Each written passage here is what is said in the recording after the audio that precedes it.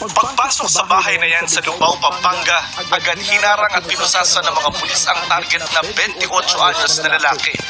Naaresto kita sa kasalang pagpatay.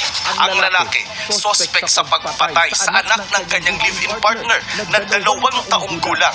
Ayon sa mga otoridad, sinakal at sinaktan ng sospek ang kanyang kinakasama nang magkaalitan kahapon, kaya tumakbo palabas ng bahay ang babae. Nung nasa labas po siya, nagsisigaw din po yung bata kasi parang hinawakan daw po sa paa at inihampas po yung bata. Stepfather po yung suspect, anak po ng babae nung kinakasama niya. Bumalik daw sa loob ng bahay ang ina at natagpo ang walang malay ang kanyang anak. Dito na raw sinubukang saksakin ng sospek ang kanyang live-in partner na tinamaan sa braso. Tinamaan din ng patalim ang kanang bahagi ng tiyan ng bata. Naisugod ang mag-ina sa pagamutan pero dead on arrival ang bata. Kasunod nito,